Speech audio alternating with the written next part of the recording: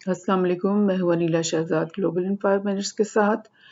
US Joe Biden ने अपनी navy के बहुत सारे अफराद और 2 वॉरशिप्स जो हैं वो डिप्लॉय कर दिए हैं पर्शियन गल्फ के लिए, और वो अभी कुछ घंटों पहले रेड सी के अंदर एंटर हो गई थी, और अब वहाँ से वो मज़ीद आगे बढ़ रही हैं, पर्शियन गल्फ की तरफ वो आ रही हैं और वहाँ पे उन्होंने डिप्लॉय होना है। तो क्या इससे कोई जंग का खतरा तो नहीं हो सकता? बिकॉज़ ईरान को काउंटर करने के लिए अगर वो आ रही हैं, और ईरान के खिलाफ उनके बयानात हमेशा ही बहुत ही लाइक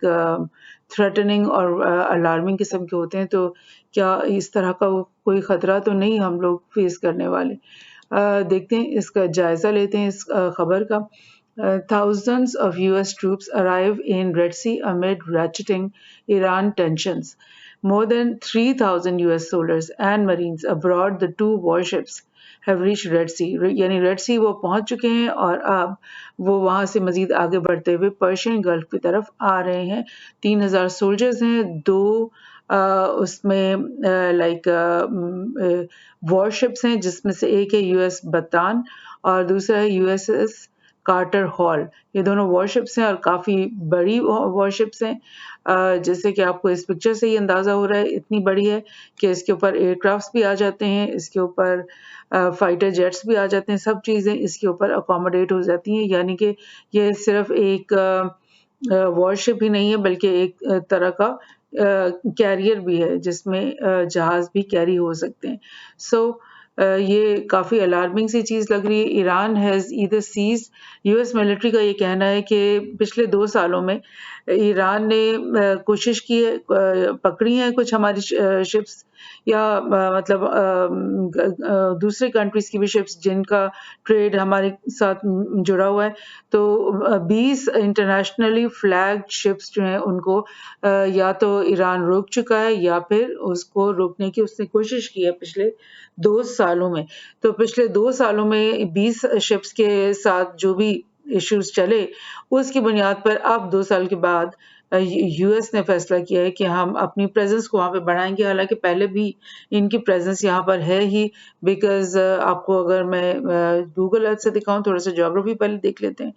कि ये ईरान है। ईरान का बॉर्डर आप देख रहे हो कि पूरे गल्फ ऑफ ओमान और पूरे पर्शियन गल्फ को जो है वो अहाते में लेता है ईरान का ये बॉर्डर। और यूएस जो है वो हमेशा ईरान को अपना दुश्मन गर्दानता है, उसको एक्सेस ऑफ ईविल कहता है। स्पेशली 1979 में जब खोमेनी यहाँ आ गए और जो शाह पहलवी को यहाँ से भागना पड़ा, तब से आज तक ब्रिटेन स्पेशली, क्योंकि ब्रिटिश ऑयल यहाँ पर जो मौजूद थी उसको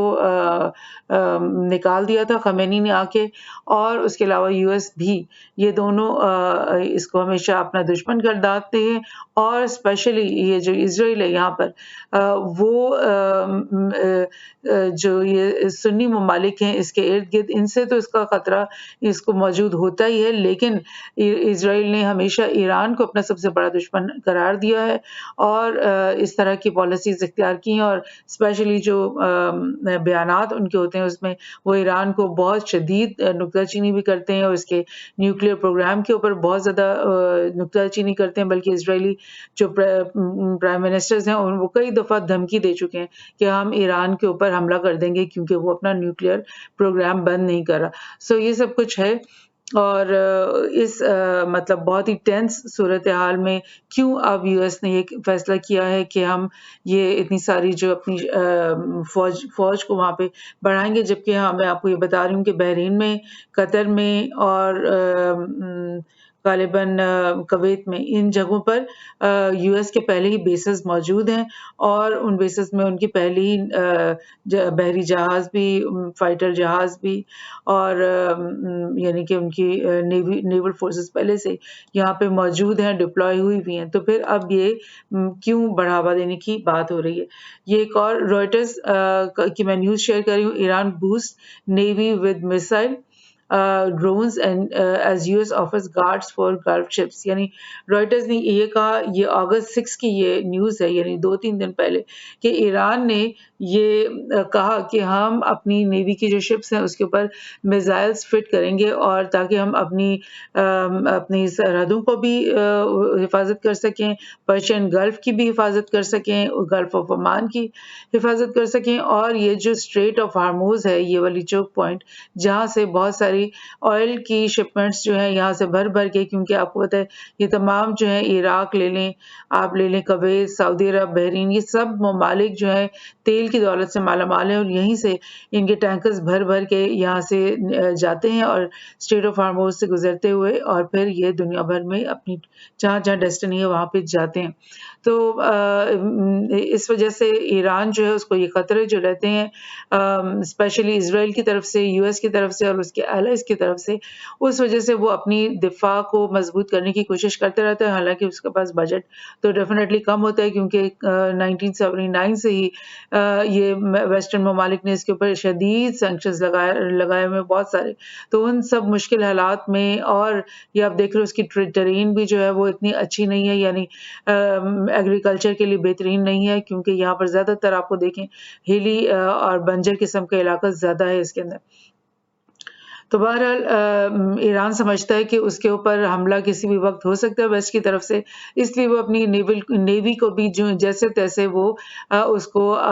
मतलब स्ट्रेंथन करता ही रहता है, उसमें बेहतरी लाता ही रहता है, और यहाँ से जितने भी बहरी जहाज गुजरते हैं तेल से भरे हुए, उनमें से वाकई कुछ कुछ को ईरान ने रोकने की कोशिश की या उनको रोका, लेकिन ईरान का ये बयान होता है कि क्योंकि यूएस और उसके जो एलाइज हैं, स्पेशली यूएस, वो उसकी ईरान की शिप्स को पकड़ता रहता है, उनको रोकता रहता है, थ्रेट करता रहता है और उनको कैप्चर करने की कोशिश करता है, तो उसके बदले में ईरान जो है वो इस तरह की काम करता है। और अब जो उसने ये कहा कि हम अपनी नेवी के जो बोट्स वगैरह हैं, शिप्स हैं, उनके ऊपर मिसाइल्स लगाएंगे, तो उस पे ये ज़्यादा शायद रद्द अमल सामने आया यूएस की तरफ से कि वो उसने 3000 मजीद मरीज को भेज दिया। एक और न्यूज शेयर करते हैं। Why is US sending 3000 navy and marine forces to Persian Gulf. Al Monitor ने ये रिपोर्ट निकाली, बड़ी इंटरेस्टिंग है। उसने बोला है कि पेंटागन जो है ना स्पेसिफिकली नहीं बता रहा कि उसने ये मरीन्स को यहाँ पर क्यों भेज रहा है। बज़ाहिर तो वो यही कह रहा है कि ईरान की तरफ से जो उनको थ्रेट है, और जितनी भी कमर्शियल शिप्स यहाँ से गुजरती हैं, ज़ाहिर उनमें से 90% तो तेल लेकर ही गुजरती हैं, बाहर निकलती हैं, तो वो सारी शिप्स जो हैं जो यहाँ से निकल रही हैं उनको थ्रेट है ईरान की तरफ से, क्योंकि वो पहले भी इस तरह कर चुका है, तो इसलिए हम ये भेज रहे हैं। और ये जो डिप्लॉयमेंट ये कर रहे हैं, इसमें वो additional aircrafts, helicopters, amphibious landing crafts, ये सब कुछ, और उनके ऊपर क्या चीज़ें होंगी, F-35 जो इनके सबसे लेटेस्ट जहाज हैं वो भी इनके ऊपर आएंगे, और F-16, F-10 एयरक्राफ्ट्स भी आएंगे, और नेवी गाइडेड मिसाइल डिस्ट्रॉयर्स भी इनके ऊपर लगे हुए आएंगे। सो ये तो एक पूरी फुल फ्लेज वॉर की तैयारी आप कह सकते हो, या उसकी शुरुआत कह सकते हो, या फिर आप कह सकते हो कि बहुत ज़बरदस्त किस्म की डेटरेंस शो करना चाह रहा है यूएस ईरान के खिलाफ। इसी तरह इस रिपोर्ट में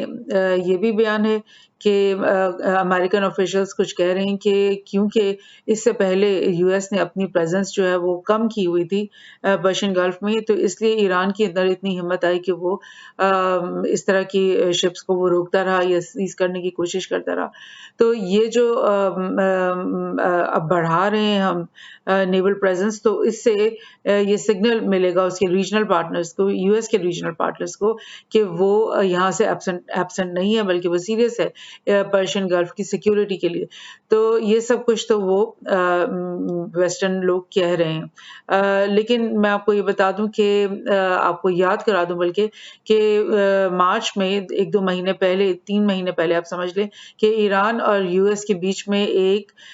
दोस्ती हो गई थी जो कि चाइना ने ब्रोकर करवाई थी, और वो एक बिल्कुल गेम चेंजर किस्म की चीज़ थी इस पूरे अरब रीजन में। और क्योंकि ईरान की जब दोस्ती होगी सऊदी अरब के साथ, तो आप समझ लो कि पूरे अरब जो स्टेट्स हैं, उनकी दोस्ती हो गई ईरान के साथ, क्योंकि उसके दोस्ती के फ़ौरन बाद ही ईरान ने यमन वॉर के सिलसिले में भी मुज़ाकरात शुरू कर दिए और इनके बीच में ये एलामी निकले कि हम यमन वॉर को ख़त्म कर रहे हैं, और सऊदी अरब ने वहाँ पे एड भेजनी शुरू कर दी, ह्यूमैनिटेरियन, और बहुत यानी कि पुरअमन हो गए। कतर ने फौरी तौर पे ईरान के साथ बातचीत कर दी, नेगोशिएशन शुरू कर दिए कि हम मज़ीद कैसे ट्रेड को बढ़ाएँ। बहरीन ने और बाकी भी, मतलब पूरा ही आप समझ लें कि ये जो अरब रीजन है, ये मुवाफ़िक हो गया ईरान के, और जब ये आपस में इतने मुवाफ़िक हो जाएँगे तो फिर क्या ज़रूरत है ईरान को कि वो यहाँ से जो ऑयल कुवैत बेचना चाह रहा है, इराक बेचना चाह रहा है, कतर या सऊदी बेचना चाह रहे हैं, यूएई बेचना चाह रहे हैं, उन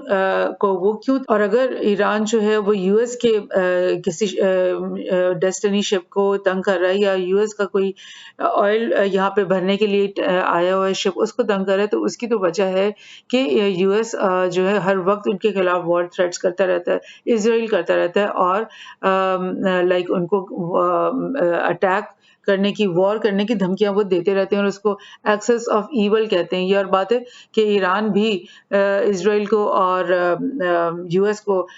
मतलब शैतान बुजुर्ग और ईवल और इस तरह की बातें कहता रहता है। बहरहाल ये तो इनके बीच में चलती रहती है, लेकिन कहने का मतलब ये है कि जब इस पूरे रीजन में आप समझ लो कि सऊदी और ईरान की दोस्ती हो गई, जिसकी वजह से ये तमाम छोटी-छोटी वॉर्स इस पूरे रीजन में चल रही थी, तो अब जब अमन का खित्ता ये बनने लगा है, तो यूएस यहाँ पर अपने नेवी को बढ़ाकर एक दोबारा से एक टेंशन क्रिएट करना चाह रहा है, एक दोबारा से एक वॉर टाइप की सिचुएशन क्रिएट करना चाह रहा है, या फिर क्या वाकई अब वो ईरान पे हमला करना चाहता है, बिकॉज़ बाकी हर जगह तो वो कर चुका है, अफ़गानिस्तान में कर चुका है, इराक में कर चुका है, सीरिया में कर चुका है, और ये अरब स्प्रिंग के सिलसिले में सारा जो नॉर्थ अफ्रीका की बेल्ट है, वहाँ पे भी डिस्टेबलाइज सब कुछ हो चुका है। यमन की वॉर अब खत्म होते होते अब हो रही है जाकर, इतने सालों में 5-7 साल से ये लोग सफर कर रहे हैं। तो अब यहाँ पे अगर अमन आने ही वाला है इस पूरे रीजन में, तो फिर यूएस को ये पसंद नहीं है, और वो अपनी यहाँ पर एक नई किस्म की स्टोरी शुरू करने लगा। तो क्या ऐसा है? लेकिन थोड़ा-सा मैं आपको बता देती हूँ कि ईरान जो है उसकी जो नेवी है, 1979 में जब शाह पहलवी यहाँ से गया और वॉर शुरू हो गई between Iraq and Iran-Iraq war, उस वक़्त जो है यूएस इराक के साथ खड़ा हुआ था, और उस वक़्त इसी जंग के नतीजे में इनकी जितनी भी नेवी थी, कुछ फ्रिगेट्स थे, कुछ थोड़ी बहुत नेवी जो कि शाह ने खरीदी हुई थी यूएस से ही, उन सबको वो तबाह उन्होंने कर दिया। और जब ये जंग खत्म हुई तो ईरान के पास लिटरली कोई फाइटर नेवी का जहाज़ नहीं था, और कुछ भी नहीं था, उनके पास कोई ऐसी चीज़ नहीं थी जिससे वो अपनी जो है वो कोस्ट को कर सकते। लेकिन उसके बाद आहिस्ता-आहिस्ता इन्होंने डेवलपमेंट की, इन्होंने स्मॉल बोट्स, पेट्रोल बोट्स बेशुमार बनाई भी हैं, खरीदी भी हैं, और बेशुमार उनकी पेट्रोलिंग बोट्स यहाँ पर आप इस जगह की ज्योग्राफी आप देख रहे हो, क्योंकि ये एक एनक्लोज्ड रीजन है, और यहाँ से भी आप समझ लो कि तीन तरफ से एनक्लोज्ड रीजन है, तो इसके अंदर आप छोटी पेट्रोल बोट्स अगर आपके पास बहुत सारी हो, फास्ट हो, एफिशिएंट हो, और उन पे हल्का-फुल्का वेपन लगाओ, तो फिर आप इस पूरे गल्फ को आप पेट्रोल कर सकते हो हर वक़्त, गल्फ ऑफ ओमान को पेट्रोल कर सकते हो। और यही स्ट्रैटेजी ईरान ने बनाई कि उन्होंने स्मॉल बोट्स और स्मॉल जो पेट्रोल बोट्स होती हैं, उनको बहुत ज़्यादा तादाद में खरीदा भी और बनाया भी है। इंडिजिनस उनकी प्रोडक्शन इस सिलसिले में बहुत ज़्यादा शुरू हो चुकी है, बिकॉज़ ना वो किसी से खरीद सकते थे। आपको पता है यूएस ने जो सैंक्शन लगाई हुई थी, तो ईरान जो है किसी से भी वेपन्स नहीं खरीद सकता था। थोड़ा बहुत जो वो खरीदता था वो चाइना से खरीदता था, रशिया से खरीदता था, या इवन नॉर्थ कोरिया से भी खरीदता था, क्योंकि यही सब मुल्क जो है वो सैंक्शन ज़्यादा थे और ये आपस में ट्रेड करना चाहते थे। मगर ईरान ने एक और बहुत इम्पोर्टेंट जो उसका लाहे अमल था, वो ये था कि चाइना से, रशिया से, नॉर्थ कोरिया से, जहाँ से भी वो अपनी वेपन्स उन लोगों से वो खरीदता था, या बोट्स या जो भी, तो वो उनको अपने ही उस डिज़ाइन को कॉपी करते हुए अपने इंडिजिनस फैक्ट्रीज़ में, अपने अंदर की फैक्ट्रीज़ में वो उनको कॉपी करके उनको बनाता जाता था। इसी तरह से उसने बहुत सारा यानी कि ड्रोन, यूएवी ड्रोन की जो है वो बनाए,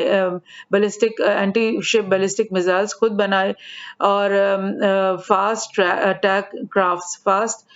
क्राफ्ट जो है ये वही है जो पेट्रोल भी कर सकती हैं और जिनके ऊपर छोटी वेपन्स लगी होती हैं, और वो अगर 20, 25, 30 अपने इकट्ठी चला दें तो फिर वो एक उनकी काफ़ी शदीद डेटरेंस हो सकती है। तो ये सब इसका anti access anti denial A2AD ये एक टर्मिनोलॉजी है मैरीटाइम के अंदर, जिसमें ये कहा जाता है कि अगर आप अपनी कोस्ट को ऐसे उसकी हिफाजत करें कि उसमें आप दुश्मन को एंटर ही ना होने दें, उनको एंटी एक्सेस कर दें कि वो आपकी कोस्ट के करीब 20 किलोमीटर 50 किलोमीटर वो एंटर नहीं हो सकें, और उनको एरिया डिनायल यानी कि वो आपकी एरिया में आ ही ना सके, तो वो होता है वो स्ट्रेटजी एक्चुअली ये ईरान ने अपनाई है कि उन्होंने अपनी उनकी जो पेट्रोल बोट्स हैं वो हर वक्त अगर पेट्रोल करती रहेंगी उनके एरिया में, और अगर वो माइंस लगा देंगे फॉर इंस्टेंस बहुत सारी जगह पे, तो फिर जिन माइंस का सिर्फ उनको खुद को पता है और दुश्मन को नहीं पता या एंटी लोगों को नहीं पता, तो फिर वो एंटी एक्सेस एरिया डिनायल बन जाता है। और ये स्ट्रैटेजी जो है ये ईरान ने बहुत कामयाबी से अपनाई हुई है। और उसकी इन कैपेबिलिटीज में शिप एंड शोर launch anti ship cruise missiles लगे हुए हैं, और फास्ट ट्रैक क्राफ्ट्स लगे हुए हैं, और फास्ट इनशोर अटैक क्राफ्ट्स के शोर के करीब अगर कोई आ रहा है तो वहां पर किस तरह की उसकी डिफरेंट किस्म की बोट्स उन्होंने बना रखी हैं, और नेवल माइंस उन्होंने लगा रखी हैं, सबमरीन्स उन्होंने खुद से बना रखी हैं, और ड्रोन टेक्नोलॉजी उन्होंने काफ़ी ज़्यादा डेवलप की है, जिसके बारे में आपने पिछले दिनों मैंने पॉडकास्ट में भी आपको बताया था कि रशिया की हेल्प करने के लिए ईरान ने उसको अपने ड्रोन्स भी दिए हैं, यानी इतने उसके वाफिर की मिकदार में बन रहे हैं अब। तो ये सब हो रहा है। एक दो और चीज़ें मैं आपको दिखाती हूँ, और इसमें मैं आपको ये भी बताती चलूँ कि क्यों है ये इतना इम्पोर्टेंट, ये जो पर्शियन गल्फ और ये जो स्ट्रेट ऑफ हार्मोज है और गल्फ ऑफ ओमान, इनके अंदर से ये जो ट्रैफिक है, ये रेड कलर की लाइंस जो है ये ट्रैफिक को डिपिक्ट करती हैं, जो नेवी की मैरीटाइम की ट्रैफिक, जो इकोनॉमी की कमर्शियल शिप्स यहाँ से गुजरती हैं पूरे साल, तो ये बहुत इम्पोर्टेंट चोक पॉइंट भी बन जाता है और बहुत इम्पोर्टेंट कमर्शियल सी लेन भी बन जाती है, जिससे बहुत ज़्यादा ट्रेड जो है वो दुनिया की हो रही है। एक और जगह से मैं आपको इसके फिगर्स भी बताती हूँ कि स्ट्रेट ऑयल की, क्रूड ऑयल और पेट्रोलियम प्रोडक्ट्स की जहाँ तक पर डे शिप्स गुजर रही हैं, ट्रेड हो रही है, उसमें सबसे टॉप के ऊपर जो है वो स्ट्रेट ऑफ हार्मोज आता है, जो कि जिसमें तकरीबन 18 मिलियन बैरल पर डे यहाँ से गुजरता है। उसके बाद स्ट्रेट ऑफ मलाका आती है। हालांकि स्ट्रेट ऑफ मलाका बहुत ज़्यादा बड़ी चोक पॉइंट है और इसमें दुनिया की भर की ट्रेड यहाँ से गुजरती है, लेकिन हार्मोज से सबसे ज़्यादा ऑयल गुजरता है, तो बाकी जो स्टेट्स हैं वो उससे कम ही ऑयल वहाँ से गुजर रहा होता है। So this is very important. इसके अलावा मैं आपको एक और चीज़ दिखा दूँ कि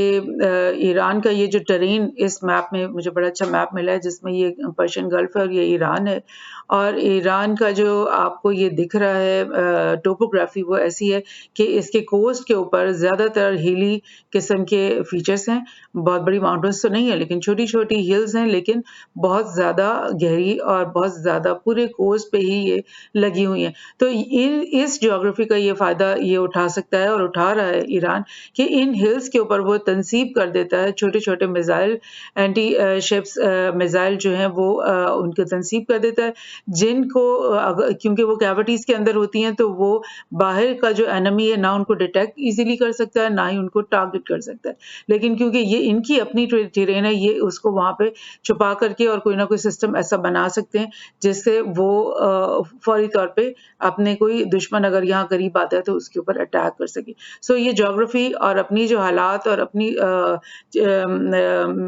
पॉलिटिकल और ग्लोबल सिचुएशन के मुताबिक ईरान ने बहुत मेहनत की है इस मामले में कि उन्होंने इंडिजिनसली अपनी बोट्स भी बनाई, तैयार की। ये पेट्रोल बोट्स के आप को दिख रहा है ये पिक्चर कि किस तरह से ये इनकी ये जो छोटी वाली पेट्रोल बोट्स हैं, ये जो फ्रंट पे दिख रही हैं, ये इनकी जो बड़ी फ्रिगेट्स वगैरह को किस तरह उनको यानी उनके साथ-साथ चलती हैं और पेट्रोलिंग करती हैं और बहुत ज़्यादा यानी फ्रीक्वेंट उनकी पेट्रोलिंग होती है, जिसकी वजह से पर्शियन गल्फ जो है वो इनके कंट्रोल में रहता है हर वक़्त। So this is the thing, Iran ने जो है वो यूएस और उसके जो वेस्टर्न एलाइज़ हैं उनकी सैंक्शंस और उनकी दुश्मनी इसका मुकाबला किया है बहुत आप समझ लो कि अच्छे तरीके से और अपने थोड़े से रिसोर्सेज के अंदर उसने बहुत बड़ा अपना एक डिफेंस स्ट्रेटेजिक सेटअप बना रखा है। तो देखते हैं अब ये जो यूएस की नई हरकत है इसकी वजह से अब कोई वॉर की थ्रेट या कोई ऐसी सिचुएशन तो गॉड फॉरबिड नहीं बनने वाली इस एरिया में। Thank you.